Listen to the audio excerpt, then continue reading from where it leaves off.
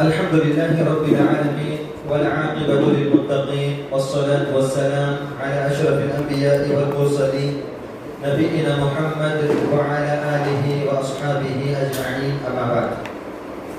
قال الله سبحانه وتعالى: ولقد نصركم الله ببدر وأنتم أذلة واتقوا الله لعلكم تشكرون. رب اشرح لي صدري ويسر لي أمري واحلل عقدة من لساني يفقهوا قولي. سبحانك لا علم لنا إلا ما علمتنا إنك أنت العليم الحكيم. رب زدني علما رب زدني علما رب زدني علما. اللهم انفعنا بما علمتنا وعلمنا ما ينفعنا وزدنا علما. معزز سامعین نظام، نوجوانان اسلام، پیارے بچوں، یہ جو ہمارا سلسلہ ہے وہ پیارے نبی کی سیرت طیبہ، سیرت مبارکہ ہم لوگ سن رہے ہیں، اس کا علم حاصل کر رہے ہیں اور اس کو پڑھ رہے ہیں. اللہ رب العالمین اس علم کو ہماری زندگیوں میں فائدہ مند اور نفع بخش اللہ رب العالمین بنائے. آمین.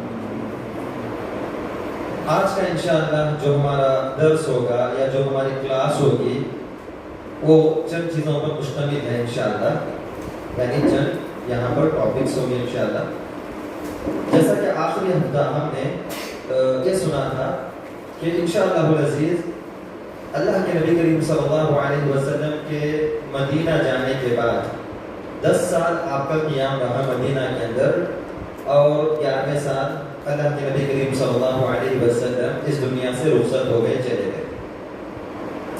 تو پہلے سال میں کیا ہوا، دوسرے سال میں کیا ہوا، جس کو کہتے ہیں پہلی ہجرت، ہجرت کا پہلا سال، ہجرت کا دوسرا سال، ہجرت کا تیسرا سال. تو الحمدللہ آخری ہفتہ ہم نے یہ سنا تھا کہ ہجرت کے پہلے سال کیا کیا چیزیں ہوئیں. اس کو مختصراً میں نے پوائنٹس کی شکل میں آپ لوگوں کے سامنے آخر میں رکھا تھا. دوسرے سال کیا ہوا اس کو بھی میں نے آپ لوگوں کے سامنے بیان کیا تھا کہ نماز فرض ہوئی، زکوٰۃ، اسی طرح روزہ، عید، صدقۃ الفطر، یہ تمام چیزیں ہوئی. اور اس کے ساتھ ساتھ اور بھی بہت ساری چیزیں انشاءاللہ آج کے درس میں اندر سنیں گے. اور آج کا درس بہت ہی یوں سمجھو کہ انٹرسٹنگ بھی ہے اور ہمارے ایمان کے لیے بہت ہی زبردست ہے. اور تیسری چیز میں سمجھتا ہوں کہ آج کے درس میں جو بھی آدمی محروم ہو گیا وہ بہت ہی بڑا محروم ہے، کیونکہ ایک بہت ہی اچھی چیز آ رہی ہے جس کو ہم لوگ کہہ سکتے ہیں کہ غزوہ بدر انشاءاللہ آج کے درس کے اندر ہوگا. اور غزوہ بدر کو انشاءاللہ آج کے ہم لوگ کلاس میں ختم کریں گے، اور اگلے درس کے اندر غزوہ بدر سے ہم لوگوں کو کیا سبق ملا، نصیحت ملی، اور اسی طرح غزوہ بدر کے بعد کے چند احوال کو انشاءاللہ اگلے ہفتہ بیان کیا جائے گا. تو آپ لوگ انشاءاللہ تمام چیزوں کو نوٹ کریں جو بھی اہم باتیں ہوں گی، تاکہ جو ہے آپ کی زندگیوں میں بھی وہ فائدہ پہنچے، اور پھر ہمارا جو اگلا امتحان آنے والا ہے انشاءاللہ یاد دہانے کے لیے یہ ایک ثانوی چیز ہے امتحان والا، لیکن آپ اپنی زندگیوں کے لیے پڑھیں انشاءاللہ سمجھیں. تو میں نے کہا تھا کہ اللہ کے نبی کریم صلی اللہ علیہ وسلم نے بہت ساری تکالیف اٹھائی، پریشانیاں اٹھائی، اور مدینہ آنے کے بعد ایک مکمل سسٹمیٹک اللہ کے نبی کریم صلی اللہ علیہ وسلم نے ایک سوسائٹی بنائی، ایک معاشرہ بنایا، اور خود اس معاشرے کے، اس سوسائٹی کے اور اس جگہ کے اللہ کے نبی کریم صلی اللہ علیہ وسلم یوں سمجھو کہ بڑے بن گئے، یعنی لیڈر کہہ سکتے ہیں. اللہ کے نبی چونکہ نبی تھے اور آپ پورے انبیاء کے سردار ہیں، سید ولد آدم، یعنی اللہ کے نبی کریم صلی اللہ علیہ وسلم کو یہ کہا گیا کہ آپ جو ہے یعنی آدم علیہ السلام کے اولاد کے سردار ہیں، تو کیوں نہیں اللہ کے نبی کریم صلی اللہ علیہ وسلم مدینے کے بڑے کیوں نہیں بن سکتے؟ تو بہرحال اللہ کے نبی کریم صلی اللہ علیہ وسلم مدینے کے بڑے بن گئے. بننے کے بعد آپ علیہ السلام نے وہاں جو بھی ایک ضروری اقدامات تھے اس کو آپ نے کیا، جیسے بھائی چارگی، اور خود جو ہے مدینے کے جو لوگ افراد تھے وہاں کے خاص رہنے والے، ان کے درمیان الفت و محبت، اور اسی طرح باہر سے آنے والے لوگ کیسے وہاں پر رہیں، ان کے لیے کچھ رولز اور ریگولیشنز، ان کے لیے کچھ شرائط، ان کے لیے کچھ عہد. اس کے علاوہ جو بھی مدینے کے اطراف اپناف یہودی تھے ان کے لیے کچھ ایگریمنٹس. ایک اللہ کے نبی صلی اللہ علیہ وسلم مضبوط اور مستحکم سوسائٹی بنائی. ایک اللہ کے نبی کو خطرہ تھا وہ تھا پھر سے مکہ والے آ کر کہیں مدینے کے اوپر حملہ نہ کر دیں، اور یہ جو خطرہ تھا وہ حقیقت میں بدل گیا۔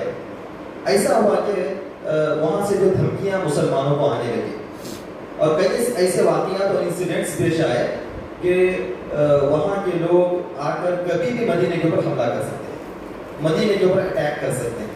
تو اللہ کے نبی کریم صلی اللہ علیہ وسلم راتوں کو جاگتے تھے، صحابہ کرام راتوں کو جاگتے تھے اور پہرہ داری کرتے تھے، پوری مدینے کی رکھوالی کرتے تھے۔ یعنی یوں سمجھو کہ سیکیورٹی کا جو منصب تھا وہ پورا مدینے کے افراد کر رہے تھے، اور بالکل مدینے کو یعنی یوں سمجھو کہ کبھی بھی کچھ بھی ہو سکتا ہے، خطرہ آ سکتا ہے، اس کے لیے سب چوکنا تھے، سب ہوشیار تھے رات کے اندر۔ تو جب اللہ رب العالمین نے اللہ کے نبی کریم صلی اللہ علیہ وسلم کے متعلق فرمایا واللہ یعصمک من الناس، اے اللہ کے نبی، آپ کو اللہ رب العالمین اپنی حفاظت میں دے گا، آپ کو لوگوں سے گھبرانے کی ضرورت نہیں، اللہ آپ کی حفاظت کرے گا۔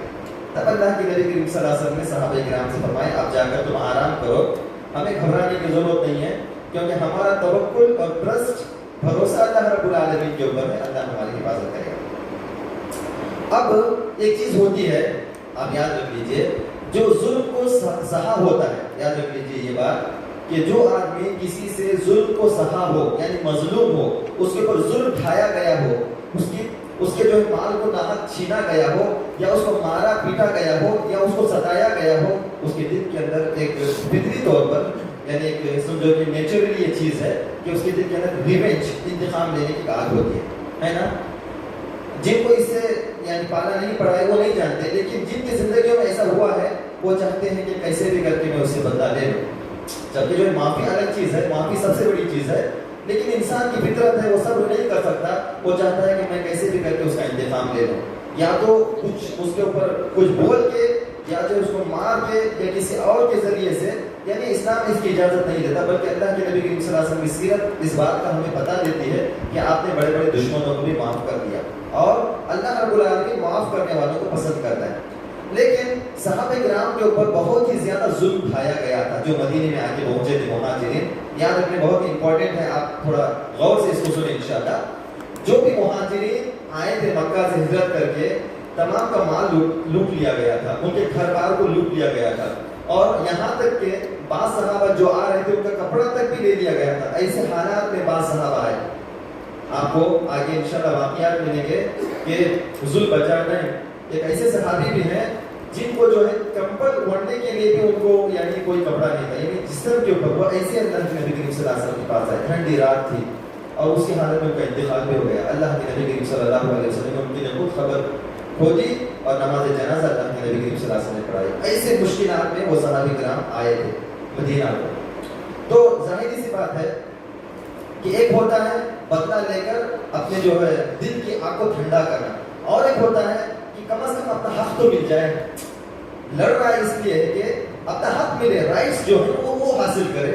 تو صحابہ کرام کے دل کے اندر جو مہاجرین خاص تھے، اسپیشلی ہجرت کر کے آئے تھے، مائگریٹڈ پیپل جو تھے، ان کے دل کے اندر ایک جذبہ تھا کہ ہمارا جو مکہ کے اندر لوٹ لیا گیا، لوٹا گیا، ہمارے گھر کو تباہ کیا گیا، برباد کیا گیا، ہمارے رشتہ داروں کو قتل کیا گیا یا ان کو تکلیف دی گئی، کم از کم ہمیں تھوڑا جو ہے اپنا حق لینے کا موقع ملتا۔ ان کے دل کے اندر ایک فطری طور پر ان کے دل کے اندر خواہش تھی۔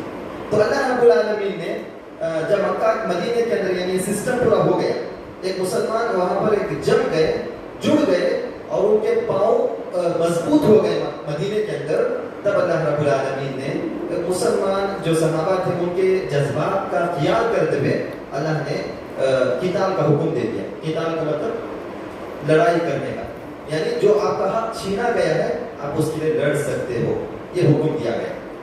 حکم دینے کے بعد اللہ کے نبی کریم صلی اللہ علیہ وسلم نے صحابہ کرام سے فرمایا کہ اللہ رب العالمین نے ہمیں قتال کا حکم دیا ہے، لڑائی کرنے کا، کسی پر ناحق نہیں، کسی پر ظلم نہیں، بلکہ جو حق چھینا گیا تھا اس حق کو لینے کے لیے لڑنا، ٹھیک ہے۔ لیکن اللہ رب العالمین نے، میں نے کہا تھا کہ فرض نہیں کیا، ابھی فرض نہیں کیا۔ تو ایسا ہوا کہ ان لوگوں کے اوپر ابھی جو ہے اللہ رب العالمین نے قتال کو یعنی حکم دے دیا، قتال کا میں اسی کو استعمال کروں، قتال کا حکم دیا گیا۔ تو مسلمان اپنی ہی جگہوں پر تھے، مدینے میں تھے، لیکن باہر کے لوگوں نے کچھ ایسی سازش رچی جو سپورٹرز فیملیز تھے، قبیلے تھے، قبیلہ بولتے ہیں اس کو، جو بڑے بڑی فیملیز تھے عرب کے اندر، اور بہت بڑا بڑا کنبہ تھا، ان کا خاندان تھے ان کے. تو کچھ قبیلے وہ مسلمانوں کے سپورٹ میں تھے، کچھ قبیلے اکثر میکسیمم جو ہے وہ کافروں کے ساتھ تھے، یعنی کفار مکہ کے ساتھ. تو کفار مکہ نے کیا ایک سازش رچی تھی کہ جو بھی مدینے کے قریب قریب جتنے بڑے بڑے خاندان تھے، قبیلے تھے، ان کو اپنے اندر میں کر لیا تھا، اپنے فیور میں کر لیا، اپنے انڈر میں کر لیا، تاکہ کبھی بھی یہ لوگ مسلمانوں کو، کبھی بھی ہم جب لڑائی کریں، جنگ کریں، تو یہ لوگ مسلمانوں کو سپورٹ نہ کر سکیں، مسلمانوں کو فائدہ نہ پہنچا سکیں. ٹھیک ہے. تو یہ قبیلے والے کیا کرتے تھے، کبھی کبھی مدینے کے اوپر آ کر دھمکی دینا، مسلمانوں کو ستانے کی کوشش کرنا، ایسا کرتے تھے. تو اللہ کے نبی کریم صلی اللہ علیہ وسلم نے تھوڑا دھمکانے کے لیے، ان کو ڈرانے کے لیے مدینہ سے جب اللہ رب العالمین نے قتال کا حکم نازل کر دیا، تو یہ لوگ ڈرانے کے لیے اللہ کے نبی کریم صلی اللہ علیہ وسلم بھیجنے لگے. ایک ایک فوج، ایک ایک چھوٹی چھوٹی جماعت اللہ کے نبی کریم صلی اللہ علیہ وسلم بھیجنے لگے. جو پہلی جماعت گئی تھی، جیسا کہ میں نے کہا تھا کہ یہاں لڑائی کے لیے اسلام کے اندر 2 ورڈ استعمال ہوئے ہیں، اور اس کا بھی میں نے اس دن خلاصہ کیا تھا. ایک کہتے ہیں سریہ، اور ایک کہتے ہیں غزوہ. غزوہ جس میں اللہ کے نبی کریم صلی اللہ علیہ وسلم خود شریک رہے. سریہ اللہ کے نبی کریم صلی اللہ علیہ وسلم کسی صحابی کو بھیجے، خود اللہ کے نبی بھیجے. اور یہ دونوں ورڈ اللہ کے نبی کی زندگی ہی میں استعمال ہوتے تھے، ہوئے ہیں، اس کے بعد نہیں استعمال ہو سکتے، کیونکہ اللہ کے نبی خود کسی صحابی کو بھیجے، وہ سریہ کہلاتا ہے اپنی زندگی کے اندر. اور خود اللہ کے نبی صلی اللہ علیہ وسلم جائیں، یہ جو ہے کہتا ہے غزوہ. تو ہم لوگ پڑھتے ہیں، جب ہم لوگ سیرت پڑھیں گے یا جو ہے اللہ کے نبی صلی اللہ علیہ وسلم بائیگرات پڑھیں گے، تو غزوہ بدر، غزوہ احد، غزوہ خندق، اس طرح کے جو ورڈ استعمال ہوتے ہیں، تو اس کے اندر اللہ کے نبی صلی اللہ علیہ وسلم خود شریک تھے، شامل تھے. سریہ کہتے ہیں تو اللہ کے نبی صلی اللہ علیہ وسلم بھیجے تھے لیکن شامل نہیں تھے اس کے اندر. تو جب سب سے پہلا جو سریہ ہے، وہ سریہ اللہ کے نبی صلی اللہ علیہ وسلم نے بھیجا. سریہ کا مطلب ایک چھوٹی سی جماعت کو اللہ کے نبی نے بھیجا تھا، پہلا کام. اور وہ سریہ تھا سریہ سیف البحر، اس کو کہتے ہیں سریہ سیف البحر. یہ جو ہے اللہ کے نبی کریم صلی اللہ علیہ وسلم نے پہلا سریہ تھا جو بھیجا تھا، اور اس کا لیڈر اللہ کے نبی کریم صلی اللہ علیہ وسلم، یعنی آپ کی زندگی کا یوں سمجھو کہ پہلا لڑائی کا موقع یا جو دیا تھا اللہ کے نبی صلی اللہ علیہ وسلم. خود نہیں گئے تھے بلکہ صحابہ کرام کی ایک جماعت کو اللہ کے نبی صلی اللہ علیہ وسلم نے بھیجا تھا. اصل میں یہ اللہ کے نبی کریم صلی اللہ علیہ وسلم نے کیوں بھیجا، اس کا لیڈر اللہ کے نبی نے حضرت حمزہ رضی اللہ تعالیٰ عنہ کو بنایا، اور 30 مہاجرین جو مکہ کے لوگ تھے، مدینے کے لوگوں کو نہیں بھیجا اللہ کے نبی نے، مکہ کے جو مہاجرین تھے ان کو 30 کو بھیجا. اور اصل میں یہ تھا کہ ایک قافلہ جو مکہ والوں کا آ رہا تھا ملک شام سے، سیریا سے آ رہا تھا. اور میں نے کہا تھا کہ جو سیریا سے مکہ جانے والا راستہ تھا وہ قریب مدینہ سے گزرتا تھا، مدینہ کے. تو اللہ کے نبی صلی اللہ علیہ وسلم کو پتہ چلا، تو آپ صلی اللہ علیہ وسلم نے 30 لوگوں کو صرف دھمکانے کے لیے، ڈرانے کے لیے، وہ ابو جہل کا قافلہ تھا جو مال تجارت لے کر آ رہا تھا. تو آپ صلی اللہ علیہ وسلم نے بھیجا، اور وہ لوگ 300 تھے. وہ لوگ کتنے افراد تھے؟ ابو جہل کے ساتھ 300 افراد تھے. اور مسلمان جو ہے پہنچے، لیکن دونوں جو ہے وہاں پر یعنی ایسا موقع آ گیا کہ ساحل بحر کے پاس، یعنی اس لیے سیف البحر کہا جاتا ہے، عربی کے اندر بحر کہتے ہیں سی کو، یعنی سمندر کو. تو سریہ سیف البحر، تو اس کو کہا گیا ہے. تو یہ ساحل سمندر کے پاس دونوں لوگ مد مقابل ہو گئے، اور مسلمان 30 تھے صرف، اور یہ 300 تھے. دونوں میں جنگ ہونے والی تھی. تو وہاں پر ایک قبیلہ تھا، خاندان جس کا نام قبیلہ جوہینہ تھا، اور اس کے جو لیڈر تھے وہ جو ہے دونوں طرف بھی سپورٹ پہ تھے. اس کو حلیف کہتے ہیں، حلیف عربی کا ورڈ ہوتا ہے حلیف، یعنی مسلمانوں کے بھی فیور میں تھے اور ان کے ساتھ بھی ان کی دوستی تھی. تو ان نے سوچا، یعنی وہاں پر وہ قبیلہ رہا کرتا تھا، اس نے سوچا قبیلے جو ہے نا، اب دونوں بھی ہمارے دوست ہیں، اب دونوں لڑیں گے تو دونوں ہمارے دوست ہی مارے جائیں گے. تو درمیان میں اس کا جو سردار تھا قبیلے جوہینہ کا، درمیان میں آ کر دوڑ دھوپ کر کے جنگ نہ کرنے دی، بلکہ جنگ کے بغیر ہی دونوں لوگ واپس ہو گئے، یعنی مسلمان بھی واپس ہو گئے اور ابو جہل بھی اپنا لشکر لے کر واپس مکہ چلا گیا. تو بہرحال یہ پہلا اسلامی ایک جو ہے جنگ کے لیے جانے والا سریہ تھا، اور اس کے لیڈر حضرت حمزہ رضی اللہ تعالیٰ عنہ تھے. اس سریہ کا نام سریہ سیف البحر تھا، اور ایک پہلا جھنڈا دے کر اللہ کے نبی صلی اللہ علیہ وسلم نے بھیجا تھا. اس جھنڈے کا رنگ سفید تھا، اور اللہ کے نبی کریم صلی اللہ علیہ وسلم نے اپنے ہاتھ سے اس جھنڈے کو باندھا تھا. یہ پہلا جھنڈا تھا جس کو اللہ کے نبی نے اپنے ہاتھ سے بنا تھا. ٹھیک ہے نا. اس کے بعد کئی سریے ہوئے, میں اس کی طرف نہیں جاؤں گا. اس کے بعد یعنی سن 2 ہجری کے اندر, میں 2 ہجری کی بات کر رہا ہوں, پہلی ہجری ہماری ختم ہو گئی اور یہاں پر آج کا درس جو ہے 2nd ہجری ٹوٹلی ہوگا انشاءاللہ, 2nd ہجری کے اوپر ہوگا, یعنی ہجرت کے دوسرے سال کیا کیا ہوا. تو اس کے بعد اللہ کے نبی کریم صلی اللہ علیہ وسلم بذات خود گئے اور وہ پہلا غزوہ اللہ کے نبی کریم صلی اللہ علیہ وسلم کا تھا. اور میں نے اس غزوے کا نام بھی لکھا تھا, غزوہ ودان, اور اس کو جو ہے غزوہ ابوا بھی کہتے ہیں, غزوہ ابوا. یہ اللہ کے نبی کریم صلی اللہ علیہ وسلم کا پہلا غزوہ تھا آپ صلی اللہ علیہ وسلم نے. لیکن یہاں پر بھی اللہ کے نبی کریم صلی اللہ علیہ وسلم مدینے کے اندر ایک انصاری صحابی جن کا نام بہت بڑے صحابی حضرت سعد بن عبادہ, ان کو اپنا قائم مقام بنایا, یعنی اپنے پلیس پر ان کو رکھا مدینے کے اندر. کہا کہ جو بھی یہاں کے معاملات ہو تم طے کرو گے, اور خود اللہ کے نبی صلی اللہ علیہ وسلم گئے.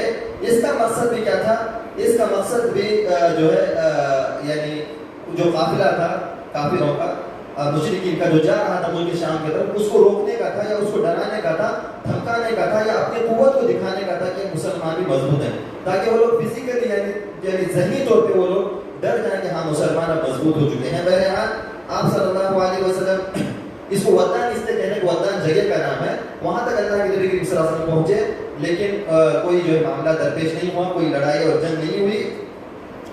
اور پھر اللہ کے نبی کریم صلی اللہ علیہ وسلم جب وہاں سے آ رہے تھے تو کچھ قبیلے اور خاندان جو بڑے بڑے تھے ان سے اللہ کے نبی کریم صلی اللہ علیہ وسلم نے معاہدہ کیا, ان سے ایگریمنٹس ہو گئی. یعنی انہوں نے دیکھا کہ مسلمان اتنا بڑا لشکر لے کر آ رہا ہے, ہو سکتا ہے کہ کبھی ہمارے پر بھی حملہ کر دیں. ان لوگوں نے اس بات کا عہد کر لیا, وعدہ کر دیا کہ ہم لوگ مسلمانوں کو اب سے سپورٹ کریں گے. پہلے 2 خاندان, اس کا فائدہ یہ ہوا اللہ کے نبی کریم صلی اللہ علیہ وسلم جب گئے تو جنگ نہیں ہوئی کافروں کے ساتھ, مشرکین کے ساتھ, لیکن فائدہ یہ ہوا کہ وہاں کے اطراف اپنا کے 2 قبیلے مسلمانوں کے سپورٹ میں آ گئے. یعنی کافر تھے لیکن انہوں نے یہ وعدہ کر دیا کہ ہم مسلمانوں کا ساتھ دیں گے. بہرحال اللہ کے نبی کریم صلی اللہ علیہ وسلم یہ پہلی فوجی مہم تھی جو اللہ کے نبی گئے تھے, اور 15 دن مدینے سے باہر گزار کر واپس آئے. اور اس جو جنگ کے اندر بھی اللہ کے نبی کریم صلی اللہ علیہ وسلم نے جھنڈا استعمال کیا, اس کا سفید تھا, اور یہ جھنڈا بھی اس جنگ میں حضرت حمزہ رضی اللہ تعالیٰ عنہ کے ہاتھ میں اللہ کے نبی کریم صلی اللہ علیہ وسلم دیا تھا. یعنی لیڈر خود اللہ کے نبی تھے, جھنڈا اٹھانے والے حضرت حمزہ رضی اللہ تعالیٰ عنہ تھے. اس کے بعد کئی غزوے پیش آئے, یعنی غزوہ بوات اس کو کہتے ہیں, غزوہ صفوان بھی کہتے ہیں, اور ایک غزوہ, اور یہ غزوہ صفوان یعنی سین سے ہے. یہ صفوان جو ہے یہ وجہ یہ تھی کہ اللہ کے نبی کریم صلی اللہ علیہ وسلم نے غزوہ صفوان, اس لیے بتا رہا ہوں یہ غزوہ خصوصی طور پہ, اس کا لنک اور اس کا کنیکشن جو ہے غزوہ بدر سے, غزوہ بدر ہونے کی وجہ ہے غزوہ صفوان ہے, صفوان سین یا جیسے آپ صفوان لکھ سکتے ہیں. تو یہ جو ہے 2 ہجری کے اندر ہوا. اس کی وجہ یہ تھی کہ ایک شخص جس کا نام زبر بن جابر فہری تھا, مشرکین کی ایک مختصر سی جماعت کے ساتھ مدینے کے جو جہاں پر جانور چرتے تھے وہاں پر آ کر جانوروں کے اوپر یعنی اس نے حملہ کیا اور بہت سارے جانور اٹھا کر لے کے چلے گئے. رسول اللہ صلی اللہ علیہ وسلم نے 70 صحابہ کرام کے ساتھ اس کا تعاقب کیا, اس کا پیچھا کیا, اور بدر کے قریب جا کر جو صفوان نامی جگہ تھی, یعنی جگہ کا نام ہے اسی نے غزوہ صفوان کہا گیا, صفوان نامی جگہ تک اللہ کے نبی تشریف لے گئے, اور لیکن اس کے ساتھیوں کو نہ پکڑ سکے, اور کوئی ٹکراؤ کے بغیر اللہ کے نبی کریم صلی اللہ علیہ وسلم واپس آ گئے. اور اسی غزوے کو جو کہ اللہ کے نبی کریم صلی اللہ علیہ وسلم بدر مقام تک پہنچے تھے, اسی غزوے کو غزوہ بدر بھی کہا جاتا ہے, یعنی غزوہ بدر اولا کہا جاتا ہے. غزوہ بدر اولا یعنی پہلا غزوہ بدر کہا جاتا ہے, اور اس جو دوسرا بدر ہوا تھا اس کو غزوہ بدر ثانیہ بھی کہا جاتا ہے. ثانیہ کا مطلب عربی کے اندر دو ثانی اور اس سے ثانیہ ہے تو 2 کہا گیا. تو اس جو ہے اس جنگ کے اندر بھی جو جھنڈا استعمال کیا گیا وہ سفید, اور اس کو پکڑنے والے حضرت علی رضی اللہ تعالیٰ عنہ تھے. اس کے بعد غزوہ ذوالعشیرہ ہوا. اس کے بعد سریہ نخلا, یعنی غزوہ ذوالعشیرہ کے بعد ایک سریہ کا مطلب جس میں صحابہ کرام رضوان اللہ علیہم اجمعین تھے, ایسا سریہ اللہ کے نبی. یہ سریہ جو اللہ کے نبی نے بھیجا, اس سے پہلے جو بھی جاتے تھے وہ مدینے کے تھوڑا اطراف اپنا ہی میں جا کے واپس آ جاتے تھے. لیکن جو سریہ نخلا میں کہنے جا رہا ہوں ابھی, سریہ اصل میں جو ڈبل یا ہے یہاں نقلہ، یہ جو ہے تھوڑا لمبا اللہ کے نبی کریم صلی اللہ علیہ وسلم نے بھیجا. نقلہ مقام یہ کہاں ہوتا ہے؟ یہ جو تقریباً مکہ کے قریب تک، آپ جانتے ہیں کہ مدینے سے مکہ کتنے کلومیٹر ہے، تو صحابہ کرام کی جماعت وہاں تک گئی ہے. تو اب اندازہ لگائیے کہ اللہ کے نبی کریم صلی اللہ علیہ وسلم نے اپنی طاقت کا مظاہرہ کرنے کے لیے وہاں تک بھیجا. اس کی وجہ یہ تھی کہ اللہ کے نبی کریم صلی اللہ علیہ وسلم نے اس سریہ نقلہ کا جو لیڈر بنایا یا اس کا امیر بنایا، سردار بنایا، وہ عبداللہ بن جہش رضی اللہ تعالیٰ عنہ تھے. عبداللہ بن جہش تھے اور 12 مہاجرین. عبداللہ بن جہش اس کے لیڈر تھے. عبداللہ بن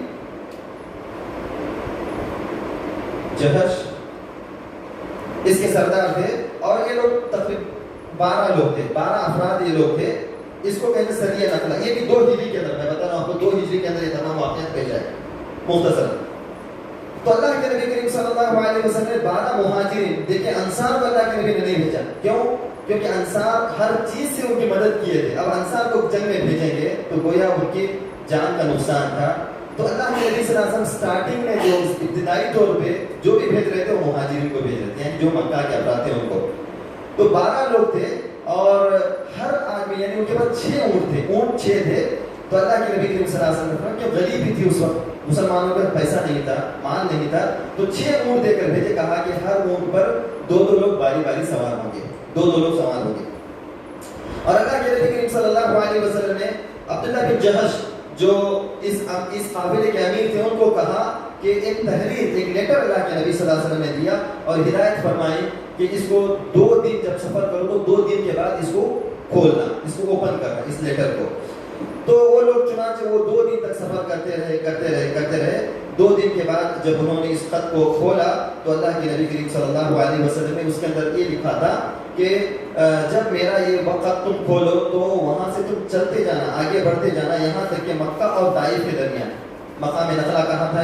مکہ اور طائف کے درمیان مقام نقلہ. یہیں پر اللہ کے نبی کریم صلی اللہ علیہ وسلم نے ہجرت کرنے سے پہلے جب اللہ کے نبی طائف سے مار کھا کے واپس آ رہے تھے تو یہ مقام نقلہ ہی میں اللہ کے نبی صلی اللہ علیہ وسلم نے نماز فجر پڑھائی تھی.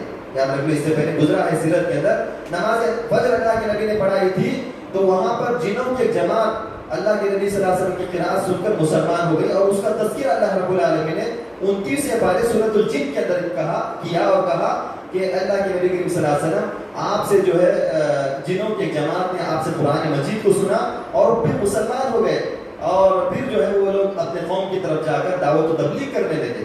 تو یہی مقام نقلہ تھا کہ مکہ سے ہجرت سے پہلے اللہ کے نبی جو طائف گئے تھے آتے وقت مقام نقلہ ہی میں نماز فجر پڑھائی تھی. اور جنوں کی جماعت جب ان کا آسمانوں کے پر جانا بند ہو گیا اور ان کو تکلیف ہونے لگی تو انہوں نے سوچا کہ شاید دنیا کے اندر کوئی ایسا حادثہ ہوا ہے جس کی وجہ سے کوئی ایسی بڑی شخصیت پیدا ہوئی ہے جس کی وجہ سے ہمارا جانا بند ہو گیا. تو تلاش کے لیے نکلے تھے وہ لوگ اور تلاش کرتے کرتے اس اللہ کے نبی کریم صلی اللہ علیہ وسلم کو مقام نقلہ میں ان کو پا لیا تھا.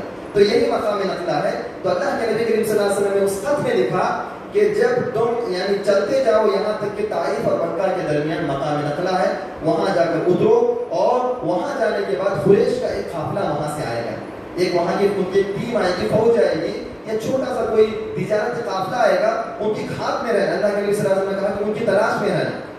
صرف یہ اللہ کے نبی کا مقصد تھا کہ ڈرا کر تھوڑا دھمکا کر واپس آ جاؤ. یہ لوگ گئے وہاں جا کر انہوں نے جو ہے یعنی حضرت عبداللہ بن جہش نے کہا جب اللہ کے نبی صلی اللہ علیہ وسلم کا وہ خط کو کھولا، کہا کہ دیکھو اللہ کے نبی صلی اللہ علیہ وسلم نے مجھے اس طرح کہا ہے جس آدمی کو موت پسند ہے وہ میرے ساتھ آ جائے اور جو آدمی ہم سے الگ ہونا چاہتا ہے وہ ابھی الگ ہو جائے. تو لوگوں نے سماع و اطاعت کی، امیر کی بات مانی، کہا کہ ہم آپ کے ساتھ آئیں گے. چلتے رہے یہاں تک کہ جو ہے آپ کے ساتھ یعنی ان کے ساتھ عبداللہ بن جہش کے ساتھ سعد بن ابی وقاص رضی اللہ تعالیٰ عنہ بہت بڑے صحابی ہیں اور جمیل صحابی ہیں، یعنی اچھا لڑنے والے صحابی وہ بھی تھے. لیکن ان کے جو ہے ساتھی کا تھوڑا اونٹ کمزور ہو گیا تھا جس کی وجہ سے یہ جو دونوں جو تھوڑا پیچھے ہو گئے اور چلتے دونوں جب مل گئے. یہ بھی صحابہ اکرام تھوڑا پیچھے رہ گئے لیکن مقام نقلہ میں جب جا کر ان لوگوں نے پڑاؤ ڈالا تو یہ لوگ بھی آ گئے. اب جو ہے وہاں سے یعنی لمبا سفر طے کرنے کے بعد تقریباً 400 کلومیٹر طے کرنے کے بعد بڑی تکلیف سے مشقت سے وہاں جا کر بیٹھ گئے اور مقام نقلہ جو جگہ ہے وہاں پر جا کر قیام کیا. تو وہاں سے قریش کا جو مکہ والوں کا جو قافلہ تھا اس کے اندر کشمش اور چمڑا اور دوسرے سامان تجارت اس کے اندر تھا، وہ قافلے کے اندر، تو یہ لے کر نکل رہا تھا. اور قافلے کا جو امیر تھا وہ جو ہے عبداللہ بن مغیرہ، وہاں کا ایک بہت بڑا آدمی مکے کا، اور اس کے دو بیٹے عثمان اور نوفل اور عمرو بن حضرم، یہ 4 لوگ اس قافلے کے ساتھ، اور بھی ایک آدمی تھا تو ایک یعنی غلام تھا، تو تقریباً 5 لوگ تھے. تو اب مسلمانوں نے دیکھا کہ یہ لوگ یہاں سے گزر رہے ہیں، مقام نخلا سے گزر رہے ہیں. آپس میں مشورہ کیا کہ کیا کیا جائے، کیا کیا جائے، کیا ان کو مارا جائے، پکڑا جائے، یا جو ان کو چھوڑ دیا جائے. اور اتفاق کی بات ہے اس دن جو ہے محرم یعنی رجب کی جو ہے آخری دن تھا، وہ رجب کا آخری دن تھا. اور آپ جانتے ہیں کہ اسلام کے اندر 4 مہینے حرام ہیں، حرمت والے مہینے ہیں. رجب بھی اسی حرمت والے مہینے میں سے ایک مہینہ ہے. اس کے اندر قتال کرنا، لڑائی کرنا، فتنہ کرنا، جنگ کرنا، جدال کرنا، یہ حرام ہے. تو یاد رکھ لیجیے کہ اس زمانے کے اندر جو مکہ کے کافر تھے، جہالت کے زمانے میں بھی ان 4 مہینوں کا احترام کرتے تھے. لڑائی نہیں کرتے تھے، جنگ نہیں کرتے تھے، کسی کو قتل نہیں کرتے تھے، بلکہ احترام کرتے تھے. اور ان کے اندر کچھ اچھائیاں جو تھی نا، میں نے کہا تھا اسٹارٹنگ میں، یعنی جب ہمارا درس شروع ہوا تھا تو اس وقت میں کہا تھا کہ ان کے اندر کچھ اچھائیاں تھیں. وہ اس اچھائیوں میں سے ایک اچھائی یہ بھی تھی کہ وہ دھوکہ نہیں دیتے تھے، اور کسی کو جو ہے وہ ستاتے، یعنی ستانے کا مطلب یہ ہے کہ دھوکہ دے کر، یعنی امانت میں ان کے اندر خیانت نہیں تھا. یہ تمام چیزیں اچھی تھیں، اور اسی کے ساتھ ساتھ ان مہینوں کا احترام بھی کیا کرتے تھے. اب مسلمانوں کے سامنے بہت ہی بڑا ایک سوال تھا کہ رجب کا آخری دن ہے، اگر ہم کل تک انتظار کریں گے تو یہ لوگ وہاں سے گزر جائیں گے. اگر قتل کریں گے تو یہ محرم یعنی رجب کا مہینہ ہے، ہم نے گویا حرام مہینے کے اندر ہم نے قتل اور خون ریزی کی، کیا کریں؟ تو تمام صحابہ کرام سے مشورہ لیا. تو صحابہ کرام نے کہا کیونکہ چونکہ حدود حرم وہاں سے قریب ہے، یعنی مقام نقلا سے جو حدود حرم ہے، حرم کے اندر قتل بھی نہیں کیا جا سکتا، ایک چیز. دوسری چیز، اگر کل تک انتظار کریں گے تو یہ لوگ حدود حرم میں بھی داخل ہو جائیں گے، یعنی ان کا پیچھا بھی نہیں کر سکتے. بات سمجھ میں آ رہی ہے نا؟ ڈیٹ چینج ہو سکتا ہے لیکن پھر وہ حدود حرم کے اندر چھوٹی سی چیز کو مارنا حرام ہے، کسی بھی چھوٹی سی چیز کو بھی مارنا حرام ہے حدود حرم کے اندر، حرم کے باؤنڈری کے اندر. تو یہ لوگ داخل ہو جائیں گے. تو مشورہ کیا تو صحابہ کرام نے مشورہ دیا کہ چلو ہم لوگ ان کے اوپر حملہ کریں گے. تو حملہ کر دیا، اور جو اس کے اندر ایک شخص تھا جس کو عمرو بن حضرم ہی تھا، اس کو تیر مارا. صحابہ کرام نے اس کا کام تمام کر دیا. باقی لوگوں کو یعنی جو تھے 4-5 ان کو قید کر کے اور ان کا سامان لے کر مدینے کے اندر یہ لوگ پہنچے. اور مال کے اندر اس زمانے کے اندر یعنی یہ حکم نازل ہو گیا تھا کہ جو 5واں حصہ ہے وہ جو لوگ اس کے اندر شامل ہیں ان کو ملے گا. تو ان لوگوں نے جو ہے حصہ بھی تقسیم کر لیا اپنا، خمس کہتے ہیں اس کو، 5واں حصہ، یعنی وہ جو لوگ گئے تھے جنگ کے اندر ان کو ملے گا. تو 5واں حصہ اپنا تقسیم بھی کر لیا. اور آ کر جو ہے اللہ کے نبی کریم صلی اللہ علیہ وسلم کو اس کی خبر دی. تو اللہ کے نبی کریم صلی اللہ علیہ وسلم کو تھوڑا تکلیف ہوئی، اور آپ صلی اللہ علیہ وسلم نے ان کو نکیر کی ڈرایا، کہا کہ میں نے تمہیں حرام مہینے میں جنگ کرنے کا حکم نہیں دیا تھا. اللہ کے نبی صلی اللہ علیہ وسلم کو صرف وہاں پڑاؤ ڈالنے کا حکم دیا تھا. اور پھر اللہ کے نبی کریم صلی اللہ علیہ وسلم نے سامان اور قیدیوں کے تعلق سے کچھ بھی حکم نہیں دیا، بلکہ قیدیوں کو واپس کر دیا، سامان بھی واپس کر دیا.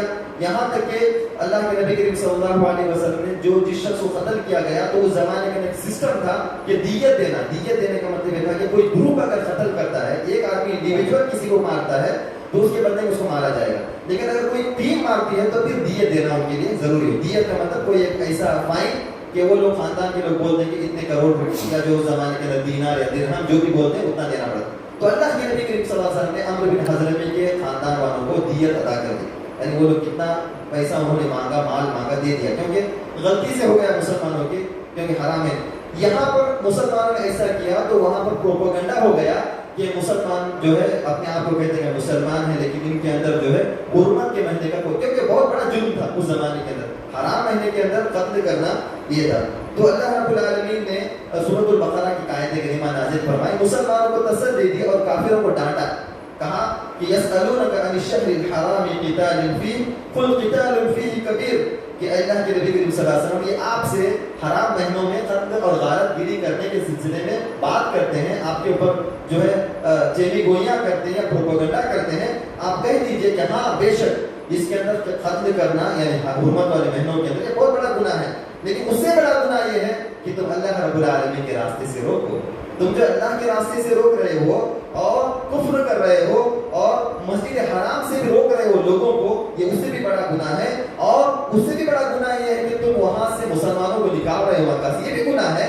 اور پھر کہا والفتنة أكبر من القتل, اور قتل سے بڑھ کر گناہ شرک ہے, اللہ رب العالمین نے کہا. یعنی ان کو ڈانٹا دھمکایا, کہا کہ ہاں حرمت والے مہینوں میں قتل کرنا یہ گناہ ہے, لیکن اس سے بڑھ کر گناہ جو تم کر رہے ہو اس کے بارے میں بھی سوچو. شرک تمہارے پاس جو ہے, بات سمجھ میں آ رہی ہے نا میری؟ ٹھیک ہے, بارک اللہ فیک. تو اللہ رب العالمین نے پھر اللہ کے نبی کریم صلی اللہ علیہ وسلم نے ان کو آزاد کر دیا. تو یہاں پر ایک ذہنی طور پر اللہ رب العالمین یعنی اللہ کے نبی کریم صلی اللہ علیہ وسلم نے کیوں بھیجے یہ جو چھوٹے چھوٹے ٹکڑے جماعتیں, اس لیے بھیجے تاکہ جو ہے ہم اپنی طاقت کا مظاہرہ کریں, بتائیں کہ ہم بھی کمزور نہیں ہیں.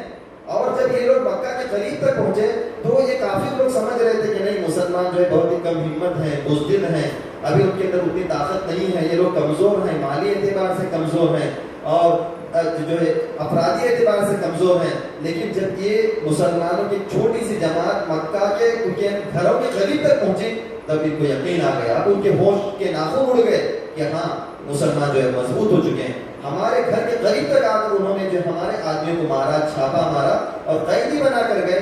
تو اس کے اندر یعنی مسلمانوں کے اندر ہمت آ گئی ہے, طاقت آ گئی. اب ان کو جو ہے تھوڑا ہوش آ گیا, شعور آ گیا کہ ہاں اب مسلمان کیا کرنے والا. پھر اللہ رب العالمین نے اس واقعے کے بعد قتال کو فرض کر دیا, قتال فی سبیل اللہ کو فرض کر دیا. کہاں اس کے بعد اللہ رب العالمین اور اس کے احکامات اللہ تعالیٰ نے نازل کر دیے کہ تم کو جب جاؤ تو کس طرح جانا چاہیے, کیا کرنا چاہیے, کیسے قتال کرنا چاہیے. عورتوں کو نہیں مارنا چاہیے, بچوں کو نہیں مارنا چاہیے, بزرگوں کو نہیں مارنا چاہیے, کوئی پھلدار درخت کو نہیں کاٹنا چاہیے, ایک ہی مرتبہ جا کر حملہ نہیں کرنا چاہیے. باقاعدہ ماشاءاللہ اس کے احکام کو اللہ رب العالمین نے نازل کر دیا. تو کہتے ہیں کہ اسلام کے اندر جنگوں میں بھی رحمت ہے. اللہ اکبر. اسلام کے اندر جو جنگیں ہوتی تھی اس کے اندر بھی رحمت ہے, اور دوسرے کسی مذہب کے اندر آپ جنگوں کے سلسلے میں سنیں گے تو اس کے اندر رحم و کرم کی کوئی آپ کو مثال نہیں ملے گی. اور اسلامی جتنے بھی جنگیں ہیں, آپ کو میں نے پہلے کہا تھا کہ یہاں پر بولنے کا مقصد یہ نہیں کہ مسلمانوں نے اٹیک کیا, بلکہ مسلمانوں نے ڈیفینس کیا اور اپنے حق کے لیے لڑا. انشاءاللہ وہ بات آئے گی. تو بہرحال اللہ رب العالمین نے جو ہے یہاں پر یعنی اس کو جو ہے یعنی وہاں پر احکامات نازل کر دیے. تو میرا کہنے کا مطلب یہ ہے کہ اب ان کے اندر کچھ شعور آ گیا, ان کے اندر کچھ شعور آ گیا, سوچ آ گئی کہ ہاں مسلمان مضبوط ہو چکے. اب آئیے کہ اللہ کے نبی کریم صلی اللہ علیہ وسلم ایک غزوے میں گئے تھے, یعنی ان کا یعنی روکنے کے لیے گئے تھے چند لوگوں کو. اس سے پہلے میں نے غزوہ بیان کیا, اس میں اللہ کے نبی کریم صلی اللہ علیہ وسلم مکہ سے آنے والے قافلے کو جو شام کی طرف جا رہا تھا اس کو روکنے کے لیے گئے تھے. لیکن اللہ کے نبی کریم صلی اللہ علیہ وسلم کی وہ ہاتھ نہ آیا, وہ قافلہ نکل گیا. اس کا لیڈر تھا ابو سفیان تھا, یعنی اس کا لیڈر. تو اللہ کے نبی کریم صلی اللہ علیہ وسلم مدینہ سے, میں نے کہا کہ اس کو جو غزوہ بدر اولا کہتے ہیں, ابھی میں نے بیان کیا تھا کہ پہلا غزوہ بدر, ٹھیک ہے نا, جس میں اللہ کے نبی کریم صلی اللہ علیہ وسلم پکڑنے کے لیے گئے تھے لیکن وہ قافلہ نہ مل سکا تھا. تو اب جو یہ سیریا چلا گیا شام ابو سفیان کے ساتھ, ابو سفیان اس کا لیڈر تھا, چلا گیا. تو اللہ کے نبی صلی اللہ علیہ وسلم مدینے سے گئے تھے لیکن وہ بچ کے نکل گیا. اب جب یہ وہ قافلہ جو ہے واپس آ رہا تھا, اب واپس کا وقت ہو رہا تھا 2-3-4 مہینے کے بعد, تو اللہ کے نبی کریم صلی اللہ علیہ وسلم نے اب پھر سے ارادہ کیا کہ ہاں اب اس کو پکڑنے کے لیے جانا ہے. کیوں؟ جب گیا تھا مکہ سے تو خالی ہاتھ گیا, یعنی صرف مال لے کر, پیسہ تھا, مال تھا. اب جب وہاں سے آ رہا تھا تو یہ یعنی پیسہ تھا صرف, جب یہاں سے آ رہا تھا تو مال لے کر آ رہے تھے. بات سمجھ میں رہی نا آپ کو؟ میں نے کہا تھا کہ مکہ کے لوگ 2 سفر کرتے تھے, یمن جاتے تھے, شام جاتے تھے. شام سے جو مال لاتے تھے بہت ہی کاسٹلی ہوتا تھا, بہت ہی جو ہے قیمتی ہوتا تھا, سونا ہوتا تھا اس کے اندر, چاندی ہوتی تھی اور جانور ہوتے تھے, اور یمن سے جو ہے کپڑا وغیرہ لے کے آتے تھے. تو یہ بہت ہی اس کو جو ہے تھوڑا انشاءاللہ میں اور بھی کلیئر کر دوں.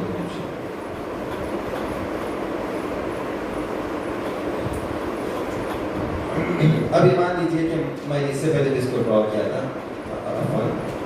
مکہ, اور یہ میں نے کہا کہ یہ جو ہے شاہراہ تھی شام جانے والی سیریا کو, اور مدینہ یہاں پر پڑتا تھا تھوڑا, یعنی اس کا جو راستہ جاتا تھا وہ تھوڑا کراس ہو کے جاتا تھا مدینے سے. تو جب یہ ابو سفیان کا قافلہ نکلا یہاں سے تو اللہ کے نبی کریم صلی اللہ علیہ وسلم اسی 2 ہجری کے اندر یہاں سے پکڑنے کے لیے اس کو گئے, لیکن اتفاقاً وہ قافلہ 500 کے نکل گیا ابو سفیان کا. اور جب یہ ریٹرن واپس آ رہا تھا تو پھر اللہ کے نبی کریم صلی اللہ علیہ وسلم کو یقین تھا کہ وہ قافلہ یہیں سے آئے گا، کیونکہ وہی راستہ تھا، ٹھیک ہے نا، وہی راستہ تھا. تو اللہ کے نبی کریم صلی اللہ علیہ وسلم آ رہے تھے، یعنی اب انتظار کر رہے تھے کب آئیں گے یہ لوگ، کب آئیں گے. تو اب کیا ہو گیا کہ اللہ کے نبی کریم صلی اللہ علیہ وسلم نے مدینے کے اندر اعلان کر دیا کہ کون ہے جو ہمارے ساتھ آئے. زبردستی نہیں کہ اللہ کے نبی کریم صلی اللہ علیہ وسلم نے کہ کون ہے ہمارے ساتھ آئے اور اس کو جو ہے مال میں حصہ ملے گا، اس کو جو ہے جو بھی ہم لوگ پکڑیں گے اس میں سے مال میں حصہ ملے گا. یہ اللہ کے نبی کریم صلی اللہ علیہ وسلم نے اعلان کیا. اور پھر اللہ کے نبی نے طلحہ بن عبید اللہ اور سعید بن زید، یہ دو صحابہ کرام کو حالات کا پتہ لگانے کے لیے بھیجا. تو یہ لوگ ایک جگہ تک گئے، یعنی قریب میں تھا مدینے کے، حورا نام کی جگہ تک گئے، جا کر حالات کا پتہ لگایا اور وہیں پر ٹہرے رہے. تو معلوم ہوا کہ ابو سفیان کا قافلہ جو گیا تھا نا، ابو سفیان کا قافلہ وہ آنے والا ہے واپس. تو یہ فوراً مدینے کو دوڑ کر آیا اور رسول اللہ صلی اللہ علیہ وسلم کو اطلاع دی کہ ایک یعنی جو ملک شام سے قافلہ آ رہا ہے. اور میں نے کہا تھا کہ 2100 کلومیٹر یہ جو شام سے لے کر مکہ، اور جو قافلہ وہ لے کر آ رہا تھا اس کے اندر 1000 کیملز یعنی اونٹ تھے، اس کے اوپر 1000 اونٹ، اور 50,000 دینار، 50,000 دینار اس کے اوپر تھا. 50,000 دینار کا مطلب 262 کے جی گولڈ تھا اس کے اوپر. یعنی اگر اس کو وہ کریں تو تقریباً جو ہے 262 کلو. 1000 اونٹ جن پر 50,000 یعنی ان اونٹوں کے اوپر 50,000 دینار یعنی 262 کے جی گولڈ. اب اندازہ لگائیے کتنی بڑی یہ رقم ہوگی، کتنا بڑا ایک مکہ کا جو ہے اکنامکلی وہ کتنا بہت بڑا مال تھا وہ. اور اس کی رکھوالی کے لیے، اس کو دیکھنے کے لیے، یعنی جو قافلے میں تھے اونلی کتنے لوگ تھے؟ 40 افراد تھے، 40 ممبرس.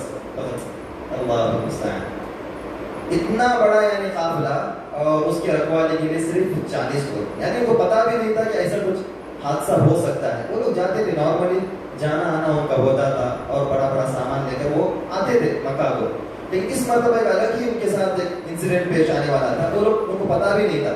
تو حضرت طلحہ رضی اللہ تعالیٰ عنہ، یہ بھی عشرہ مبشرہ میں سے 10 افراد جن کو اللہ کے نبی ایک ہی دفعہ جنت کی بشارت دی، اور سعید بن زید، دونوں کو اللہ کے نبی صلی اللہ علیہ وسلم، یہ دونوں مکہ کے ہیں، دونوں کو اللہ کے نبی نے بھیجا کہ پتہ لگا کر آؤ. انہوں نے پتہ لگا کر آیا تو معلوم ہوا کہ بڑی دولت ہے مکہ والوں کی اس کے اوپر، اور انہوں نے آ کر خبر دی. تو چونکہ یہ طاقت ایسی تھی، اللہ کے نبی صلی اللہ علیہ وسلم نے سمجھا کہ یہ بہت ہی زبردست یعنی سنہرا موقع ہمارے پاس ہے. مکہ والوں کی فوجی، سیاسی اور اقتصادی یہ دولت ہے، مال ہے، یعنی اس کی وجہ سے ہم لوگ مکہ کی سیاست کو بھی کمزور کر سکتے ہیں اور مکہ کی فوجی طاقت کو بھی کمزور کر سکتے ہیں اور اکنامیکلی طریقے سے بھی ان کو کمزور کیا جا سکتا ہے. آپ جانتے ہیں کہ جس ملک کے اندر مال کی کمی ہو وہ ملک کمزور ہے نا، اور جس کے اندر یعنی جس کے پاس اتنا مال زیادہ ہو، یعنی اس کی جو کرنسی یا جو بھی اس کی قیمتی ہو، اس کا جو ہے الگ اس کا گریڈ ہے. تو مکہ والوں کا بھی ایسا ہی مسئلہ تھا کہ یہ جو پورا مکہ کا یہ سمجھو کہ بہت بڑی دولت تھی کہ اگر مسلمان اس کو کیچ کر لیں، کیپچر اس کے اوپر حملہ کر لیں اور اس کا مال چھین لیں تو ان کی پوری کی پوری قوت ہو جائے گی، کمزور ہو جائے گی. تو اللہ کے نبی کریم صلی اللہ علیہ وسلم نے اعلان کیا کہ جو آدمی نکلنا چاہتا ہے نکلے. ہو سکتا ہے کہ اللہ تعالیٰ تمہارے ہاتھ بہت سارا مال دے دے. اللہ کے نبی نے صرف اتنا ہی اعلان کر دیا. اور یہاں پر زبردستی اللہ کے نبی کریم صلی اللہ علیہ وسلم نے نہیں کی، کیونکہ یہاں پر زبردستی کرنے کی ضرورت بھی نہیں تھی، کیونکہ یہ ایسا تھا کہ 40 افراد کا ایک لشکر، اس کے اوپر حملہ کرنا تھا اور ان سے جو مال کو چھیننا تھا. اور مال کو چھیننے کا مطلب یہ نہیں کہ جا کر ڈکیتی کر رہے مسلمان، یہ نہیں تھا. جو انہوں نے ہمارا حق چھینا تھا مکہ کے اندر، اس کو صرف اس کی بھرپائی کے لیے اللہ کے نبی صلی اللہ علیہ وسلم جا رہے تھے. اور ایک جو ہے جو ایمانی جوش تھا، جذبہ تھا کہ انہوں نے اتنا مسلمانوں کو تکلیف دیا، ان کو کمزور کرنا یہ مقصد تھا اور دوسرا مقصد نہیں تھا. بہرحال اللہ کے نبی کریم صلی اللہ علیہ وسلم نے اس کے اوپر رغبت نہیں دلائی اور کسی کو جوش نہیں دلایا، بلکہ اس لشکر کے اندر جو اللہ کے نبی گئے اس کے اندر بوڑھے بھی تھے، نوجوان بھی تھے، کچھ بچے بھی تھے، تمام کے تمام نکل گئے. بچے مطلب جوان تھے کچھ، اس طرح تمام کے تمام افراد یعنی تھوڑا اس کے حص میں بھی نکل گئے، یعنی ان کو پتا بھی نہیں تھا کہ ایسا کچھ آگے چل کر جنگ ہونے والی ہے، کچھ بھی پتا نہیں تھا. تو اللہ کے نبی کریم صلی اللہ علیہ وسلم نے یعنی نکلے اور اللہ کے نبی کریم صلی اللہ علیہ وسلم کے ساتھ لگ بھگ جو ہے 310 سے اوپر تھے، 310 سے اوپر صحابہ کرام تھے، 310. اور اس کے جو ہے الگ الگ نمبرات آئے ہیں. اب ہمارے دیکھا جاتا ہے کہ ہمارے مسلمانوں کے جو ہے خاص کر کے ہمارے کمیونٹی کے بعض افراد کے آٹو پر لکھا ہوتا ہے 313. یہ 313 فکس نمبر نہیں ہے جنگ بدر کا، 313 بھی ہے، 314 بھی ہے، 317 بھی ہے. تین الگ الگ جو ہے اللہ کے نبی کی سیرت کے اندر جنگ بدر کے اندر مسلمان کتنے تھے الگ الگ نمبر آئے ہیں.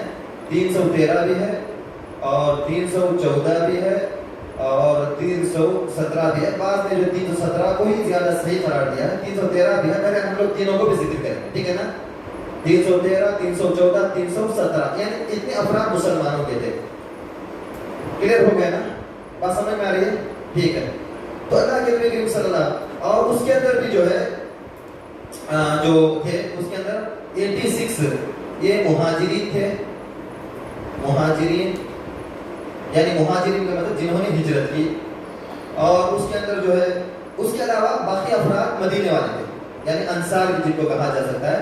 یعنی 86 کے علاوہ 313 یا 314 317 میں سے 86 جو مہاجرین تھے، مکہ کے افراد تھے. بقیہ جو ہے وہ مدینے کے تھے. مدینے کے اندر بھی میں نے کہا تھا کہ دو خاندان بڑے مشہور تھے، اوس اور خزرج. تو اوس کے جو ہے وہ اس کے اندر اوس کے 61 یہ اوس کے تھے اور 160 یعنی 160 جو ہے خزرج کے تھے. خزرج یہ جو ہے 160 تھے. تو ٹوٹل جو ہے یعنی آپ کر سکتے ہیں انشاءاللہ تو اتنے تھے. اور جنگ کا کوئی ارادہ نہیں تھا، یعنی جنگ ہوگی آگے چل کر جنگ ہوتی ہے. جنگ بدر کا یہی ایک کارن ہے یا یہی ایک جو ہے وجہ ہے. کسی کو پتا نہیں تھا کہ آگے چل کر جنگ ہوگی اور اس کے لیے کوئی مکمل تیاری بھی نہیں تھی. پورے لشکر کے اندر اللہ اکبر دیکھیے پورے لشکر کے اندر یعنی مسلمانوں کے 2 گھوڑے تھے، یعنی 2 گھوڑے یا اس طرح کہہ سکتے ہیں گھوڑے 2 گھوڑے تھے اور جو ہے 70 اونٹ تھے. 70 اونٹ تھے. تو آپ اندازہ لگائیے کہ مسلمان کی طاقت کتنی تھی اس وقت. صرف 313 14 یا 17 اور 70 جو ہے اونٹ اور 2 گھوڑے جن پر باری باری 3 لوگ سوار ہوتے تھے. یعنی 70 جو اونٹ تھے اس کے اوپر 3 لوگ باری باری سوار ہوتے تھے، یہاں سے وہاں تک ایک آدمی. تو اللہ کے نبی کریم صلی اللہ علیہ وسلم کے ساتھ مرزد غنوی رضی اللہ تعالیٰ عنہ اور علی رضی اللہ تعالیٰ عنہ یہ 3 لوگ تھے. اللہ کے نبی، مرزد غنوی اور حضرت علی رضی اللہ تعالیٰ عنہ یہ تینوں باری باری سوار ہوتے تھے. اور اللہ کے نبی کریم صلی اللہ علیہ وسلم نے مدینے کا انتظام، مدینے میں جو رہنے کا انتظام یا وہاں پر نماز پڑھانے کا یہ عبداللہ ابن ام مکتوم ان کو دیا تھا. عبداللہ بن ام مکتوم رضی اللہ تعالیٰ عنہ کو ان کو وہاں کا امام بنایا تھا اس وقت. ٹھیک ہے نا؟ اللہ کے نبی نکل رہے تھے، امام بنایا. پھر جب آگے بڑھے ان تمام کو نوٹ کیجیے، اگر میں نوٹ کرتا رہوں گا تھوڑا وقت ضائع ہو جائے گا اس لیے. تو عبداللہ بن ام مکتوم کو اللہ کے نبی کریم صلی اللہ علیہ وسلم نے مدینے کے اندر اپنا نائب بنایا تھا، امام بنایا تھا. پھر اللہ کے نبی جب آگے بڑھے تو آپ نے پھر سے حکم دے دیا کہ ابو لبابہ بن عبد المنذر یہ جو ہے یعنی مدینے کے وہ امام ہوں گے یا وہاں پر منصوب ہوں گے. یعنی آگے کے بعد اللہ کے نبی نے ان کو بدل دیا، اس کو عبداللہ بن ام مکتوم کو ابو لبابہ بن عبد المنذر. اور لشکر کو اللہ کے نبی صلی اللہ علیہ وسلم نے 2 حصوں میں ڈیوائڈ کر دیا. ایک حصہ مہاجرین ان کا جو ہے دے دیا اور ان کا علم جو ہے مہاجرین کا جو علم جھنڈا تھا وہ حضرت علی کے ہاتھ میں دے دیا. اور دوسرا ایک جھنڈا جو انصار کو بھی دے دیا. اور ان کا جو لیڈر اللہ کے نبی صلی اللہ علیہ وسلم نے بنایا وہ سعد بن معاذ کو بنایا. چونکہ جو ہے انصار دونوں بھی تھے، اوس اور خزرج. آپ جب دیکھیں تو اوس کے جو لیڈر ہوتے ہیں سعد بن کون تھے؟ سعد بن معاذ. سعد بن معاذ اوس کے وہ لیڈر تھے مدینے کے اندر. اور خزرج کے جو سعد بن عبادہ تھے. اب اللہ کے نبی صلی اللہ علیہ وسلم نے ٹوٹلی جو ہے 61 اور 160 کا بڑا بنایا سعد بن عبادہ کو. کیوں؟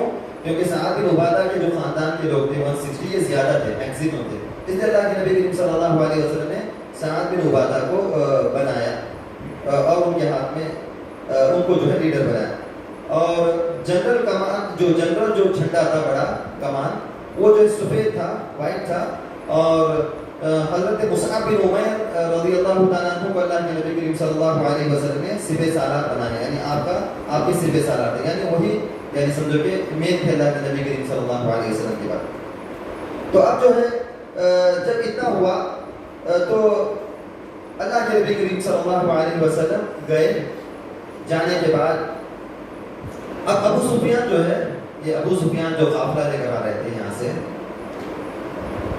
یہ بہت ہی سمجھدار آدمی تھے، بہت ہی سمجھدار اور اللہ کے نبی صلی اللہ علیہ وسلم کے بعد میں جا کر سسر بھی بنتے ہیں، آپ سسر بھی بنتے ہیں، اور ان کے خاندان کے آگے چل کر ایک بہت بڑی حکومت بھی بنتی ہے جس کو کہتے ہیں خلافت بنی امیہ، اور انہی کے بیٹے تھے حضرت امیر معاویہ، یعنی اس حکومت کے وہ سب سے پہلے بادشاہ بنے تھے، یعنی کنگڈم جب خلافت کے بعد جب بادشاہت آئی تو اس کے پہلے تھے انہی کے بیٹے حضرت ابو سفیان معاویہ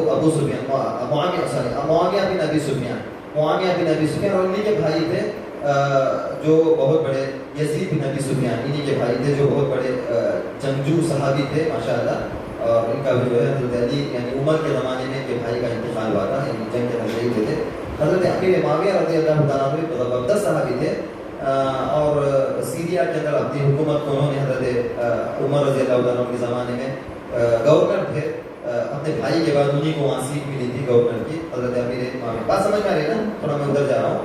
تو یہ ابو سفیان بہت ہی ذہین آدمی تھے اور مکہ کے ایک بہت ہی سمجھدار آدمی میں ان کا شمار ہوتا تھا، لیکن مسلمان جلدی نہیں ہوئے۔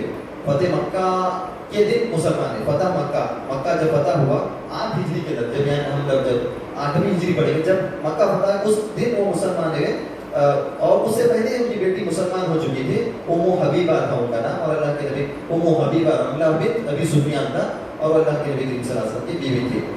تو یہ بہرحال ایک الگ مسئلہ ہے، لیکن اس کے بعد کی جو بھی جنگیں ہیں، اس کے بعد اس میں سب میں لیڈرشپ جو ہے مسلمانوں کے خلاف اگینسٹ میں ابو سفیان ہی اس کے لیڈر، یعنی اتنے ذہین صحابی، یعنی صحابی تھے، بعد میں چل کر مسلمان ہیں، اور اسلام کی بڑی خدمت بھی کی۔ جس طرح مسلمانوں کو شروع میں انہوں نے نقصان پہنچایا، وہ کہتے تھے کہ میں اس کا جو ہے بدلہ لوں گا، اس کا جو مسلمانوں کو جو میں نے نقصان پہنچایا میں اس کی اسلام کی خدمت کروں گا۔ انشاءاللہ جب ہم آگے بڑھیں گے تو سنیں گے انشاءاللہ واقعات کو کہ ابو سفیان نے کیسے اسلام کی خدمت کی۔ بھائی اب تو کٹر دشمن تھے، وہ بہت ہی کٹر دشمن جب جنگ بدر ہو رہا، لیکن بڑے سمجھدار صحابی تھے، بڑے سمجھدار آدمی تھے۔ تو ان کو ایک تھوڑا سا پھنک لگ گئی، یعنی ایک شبہ ہو گیا کہ ہاں اب جو ہے جب جاتے وقت انہوں نے جو ہمارا پیچھا کیا تھا، تو آتے وقت تو ضرور کچھ نہ کچھ جو ہے ان کو شک ہونے لگا، شائبہ ہونے لگا کہ مسلمان اب ہمیں پکڑیں گے یا ہمارے اوپر حملہ کریں گے۔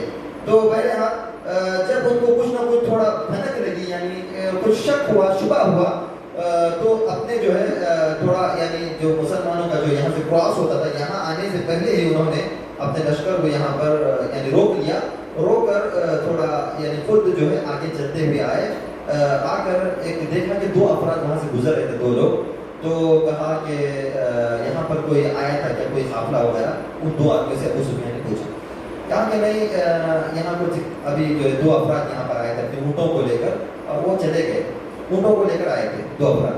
سنیں کتنا بہترین یعنی ان کی ذہانت ہے۔ 2 لوگ آئے تھے، وہ کون 2 لوگ تھے جو اللہ کے نبی نے 2 افراد کو بھیجا تھا چیک کرنے کے لیے، طلحہ بن عبید اللہ اور سعید بن زید، وہ لوگ آگے چلے گئے تھے اللہ کے نبی کو انفارمیشن دینے کے لیے۔ تو اس آدمی نے کہا کہ یہاں 2 افراد تھے، وہ چلے گئے، کہاں گئے تھے پتہ نہیں۔ تو ابو سفیان گئے، جا کر دیکھا اونٹ کا جو غلاظت ہوتی ہے، جو مینگنیاں کہہ سکتے ہیں، اونٹ کی گندگی پاخانہ جو ہوتا ہے، اس کو دیکھا، وہ سوکھا ہوا تھا، اس کو کٹ کیا، دیکھا، پیس کر کے دیکھا تو کہا کہ ہاں یہ تو مدینے کے ہیں، کیونکہ اس کے اندر مدینے کی اونٹ کی جو کھجور کی گٹلیاں تھیں وہ اس کے اندر مکس تھی، کتنے ذہین تھے۔ کہا کہ ہاں یہ مدینے کے ہی افراد ہیں، کیونکہ یہ جو ڈسٹینس تھا یہ لمبا تھا۔ بات سمجھ میں آ رہی نا؟ دیکھو کتنے سمجھدار لوگ تھے کہ کھجوروں کے اقسام کو بھی پہچانتے تھے، اور کھجور کے اقسام کو نہیں بلکہ کھجور کے اندر جو بیج ہوتی ہے اس کو بھی پہچانتے تھے۔ اب یہاں کی بیج بھی ہو سکتی ہے، یہاں کی ہو سکتی ہے، لیکن ابو سفیان کو معلوم ہو گیا کہ مدینے کی گٹلی ہے، مدینے کی بیج ہے۔ فوراً جو ہے زمزم بن عمرو غفاری ایک آدمی تھا ان کے لشکر کے اندر 40 لوگوں میں سے، ان کو ڈائریکٹلی ان کو بہت تیز رفتار سواری دے کر مکہ کو بھیجا اور کہا کہ جا کر تم مکہ کے اندر اعلان کر دو کہ اللہ کے نبی کریم صلی اللہ علیہ وسلم ہمارے اوپر حملہ کرنے والے۔ جو زمزم ان کا نام تھا، زوات سے ہے عربی کے اندر. یہ زمزم جو ہے پانی پینے کا پانی نہیں بلکہ زمزم. یہ زمزم بن عمرو الغفاری بہت ہی تیز رفتاری کے ساتھ مکہ گئے. جا کر جو مکہ کے اندر یعنی اس زمانے کے اندر عرب کا جو سسٹم تھا، دستور تھا کہ کیسے کسی بھی یعنی ایمرجنسی حادثے کی خبر کیسے دینا ہے، تو اونٹ کی جو ہے وہ نکیل کو کھینچتے زور سے، اور اس کا جو اونٹ کے اوپر بیٹھنے کا جاوا ہوتا تھا اس کو الٹ دیتے اور اپنے کپڑوں کو پھاڑتے اعلان کرتے جوش کے ساتھ. تو زمزم بن عمرو الغفاری نے ایسا ہی کیا. جا کر جو ہے تیز رفتاری کے ساتھ عرب کے دستور کے مطابق اونٹ کی جو ناک تھی اس کی چپڑی یعنی اس کو ٹیڑھا کیا اور کجاوا الٹا اور اپنا کرتا پھاڑا اور مکہ کی وادی کے اندر چیخ کر کہا اور آواز لگائی، اے قریش کے لوگوں، مکہ کے لوگوں، قافلہ قافلہ، تمہارا جو مال ابو سفیان کے ہمراہ آ رہا ہے اس پر محمد صلی اللہ علیہ وسلم ان کے ساتھ ہی حملہ کرنے والے ہیں اور مجھے یقین نہیں کہ تم اسے پا سکو گے یا نہ پا سکو گے مجھے سے. اتنا سننا تھا، یہ آواز سنا تھا، لوگ جو ہے مکہ کے پورے لوگ دوڑ پڑے ایک طرف اور کہنے لگے کہ محمد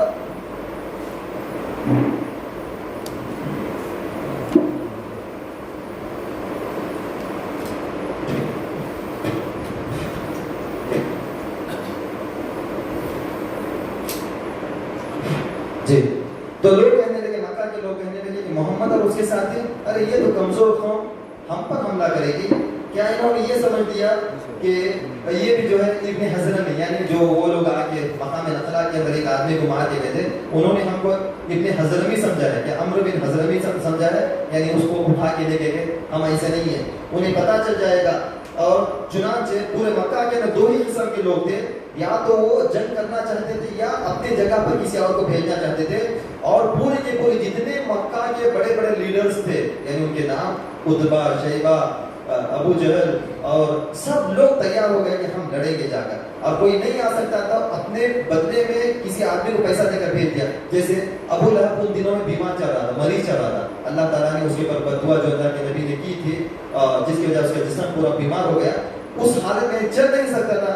تو ابو لہب نے ایک آدمی سے کہا کہ وہ ایک آدمی کو اس نے قرض دیا تھا، وہ لوٹا نہیں پا رہا تھا، وہ آدمی اس کے پاس طاقت نہیں تھی. تو ابو لہب نے کہا کہ تم میرے جگہ میں جا کر لڑو گے، تمہارا قرضہ معاف. یعنی اتنا تو ان کو جوش آ گیا اب لڑنے کا. اب یہاں سے یعنی یہ لوگ کیا کہتے ہیں اس کو، وہاں سے وہ لشکر نکلا، وہاں سے وہ لشکر یعنی مکہ کے اندر پورے کے پورے لوگ تیار ہو گیا لڑنے کے لیے، یہاں آنے کے لیے. اور ابو سفیان وہ جو ہے یعنی ابو سفیان یہ اس لشکر کو جو ہے اس راستے کے بجائے ساحلی سمندر سے لے کے بہت لانگ لے کر اس کو وہ جو ہے کراس نکلنے لگا. اور ساحلی سمندر موسٹلی جو ہے اگر دیکھا جائے تو شاید جو لوگ یہاں پر قریب رہ کر آئے مدینہ وغیرہ، یمبو ہی شاید جو ہے وہ ایک ساحلی سمندر کا راستہ ہوگا، ہے کیا؟ یمبو جو ہوتا ہے وہی سمندر کا یعنی وہی ساحل کا ایک راستہ ہے جو مکہ کو جانے کے لیے یعنی بہت لمبا پڑے گا لیکن مکہ. تو بہرحال یہ لوگ جو ہے ساحلی سمندر سے نکلنے کی کوشش کی، لیکن اللہ کے نبی کریم صلی اللہ علیہ وسلم کبھی پتہ نہیں چلا کہ یہ لوگ نکل چکے ہیں اور مکہ سے بھی لوگ نکل چکے ہیں. دیکھیے اللہ کے نبی صلی اللہ علیہ وسلم آ رہے ہیں اس حملے اس قافلے کو پکڑنے کے لیے ابو سفیان کے، لیکن خود اللہ کے نبی کو معلوم ہے کہ اتنا یہ درمیان میں ہو چکا ہے. یعنی ابو سفیان نے وہاں پر ایک آدمی کو بھیج دیا، وہاں سے بھی نکل چکے، یہ بھی بچ کے نکل گئے. یعنی مسلمانوں کے ہاتھ میں کچھ آنے والا نہیں ہے، ابھی آنے بہت ہی بڑا حادثہ ہونے والا ہے ابھی. یہ اللہ کے نبی کریم صلی اللہ علیہ وسلم کو اس کی خبر نہیں تھی. بہرحال قافلہ جو ہے ایسے کرتے کرتے نکلا اور مکہ سے بھی یعنی نکل گیا وہاں سے. قافلہ تو نکل گیا، ابو سفیان میں بچتے بچاتے وہ نکال کے لے گئے اپنے قافلے کو. اور مکہ کا لشکر جو ہے پورا کا پورا وہاں سے بھی نکلا اور پھر بولا کہ تمام قریش کے لوگوں کو جمع کیا، بولا کہ اللہ کے نبی کی اتنی طاقت کہ وہ ہم پر حملہ کر سکیں، چلے ہم لوگ جائیں گے، اپنے بیوی بچوں کو ساتھ میں لے کے جائیں گے، نوڈیوں کو لے کے جائیں گے، جا کر وہاں پر خوب گائیں گے، ناچیں گے اور وہاں پر جو ہے شراب نوشی ہوگی، نعوذ باللہ من ذالک، اور اجتماع ہوگا بہت بڑا. اور پھر ہمارا پورا کا پورا عرب ہمارا یہ حال سنے گا تو پورے عرب کے اندر ہمارا ایک ڈر خوف بیٹھ جائے گا. بہرحال یہ سب کہا. تو اس کے بعد تمام لوگوں کو جمع کیا. تو تقریباً یہاں کا جو لشکر تھا ان کا 1300 یعنی 1300 بڑے افراد جو مکہ کے تھے وہ لوگ جمع ہو گئے. اور جمع ہونے کے بعد ابو جہل لے کر نکل رہا تھا تو اخنس بن شریح ایک آدمی تھے. اخنس بن شریح ایک بہت بڑے آدمی تھے. ان کا قبیلہ تھا قبیلہ بنو زہرا تھا. تو قبیلہ بنو زہرا کے اخنس بن شریح نے کہا ابو جہل سے کہ ہم جا رہے ہیں تو وہاں جانے کے بعد ہماری جنگ جو ہوگی وہ اس میں ہمارے بھائی ہیں, مکہ ہی کے لوگ ہیں, ہم جا کر انہیں کو ماریں گے یا وہ ہم کو ماریں گے. اس سے بہتر ہے کہ جب یہ قافلہ بچ کے نکل چکا ہے, یعنی حضرت ابو سفیان نے تھوڑے دن کے بعد یہ خبر دے دی کہ ہم بچ کے نکل چکے ہیں, اب واپس چلے جائیں مکہ واپس چلے جائیں. تو ابو جہل نے کہا کہ نہیں, ہم لوگ نہیں جائیں گے, ہم جا کر وہاں پر جشن منائیں گے, مسلمانوں کو دکھائیں گے کہ ہماری طاقت کیا ہے. تب اس وقت اخنس بن شریح اس میں بنو زہرا کے آدمی نے کہا کہ ہم وہاں جا کر کیا کریں گے, ہمارا جو مقصد تھا وہ تو پورا ہو گیا, یہ قافلہ بچ کر نکل گیا, اب وہاں جانے کے بعد ہمارا کچھ فائدہ نہیں, ہم اپنے بھائیوں کو ماریں گے یا وہ ہم کو ماریں گے. تو ابو جہل نے کہا کہ نہیں, ہم کو وہاں جانا ہے. تو اخنس بن شریح نے کیا کیا, اپنے قبیلے کے 300 افراد کو 300 لوگوں کو وہ لے کر واپس چلے گئے. میں نہیں لڑوں گا, میں آپ کا سپورٹ نہیں کر سکتا, میں بھی نہیں آ سکتا. اس کے اندر اللہ کے نبی کا یعنی اس کے اندر اب بچ گئے یہاں پر 1000 پیپل, 1000 افراد بچ گئے. تو یہ لے کے نکل گیا. اور اس کے اندر بھی اللہ کے نبی صلی اللہ علیہ وسلم کے خاندان کے بنو ہاشم کے لوگ تھے, تو انہوں نے بھی چاہا کہ ہم بھی نکل جائیں, کیونکہ محمد صلی اللہ علیہ وسلم کے خلاف جا کے لڑنا ہے, اپنے ہی آدمی کے خلاف. تو بنو ہاشم کے لوگ نکلنا چاہتے تھے, لیکن ابو جہل نے ان کے تعلق سے کہا کہ بنو ہاشم کا کوئی آدمی نہ لڑے, تاکہ جو ہے وہ ہمارے ساتھ رہے اور جا کر جنگ کرے. اور ان کی پہرا ڈالنے کے لیے چند افراد کو اس نے منتخب کرے, زبردستی لے کے آئے ان کو بنو ہاشم کے. اور اللہ کے نبی کے چچا تھے اس کے اندر عباس رضی اللہ تعالیٰ عنہ, بعد میں جنگ بدر میں قید کر دیے گئے, پکڑے گئے وہ. تو ان لوگوں کو زبردستی کر کے لائے. بہرحال 1000 افراد تھے, بنو زہرا کے 300 لوگ واپس چلے گئے.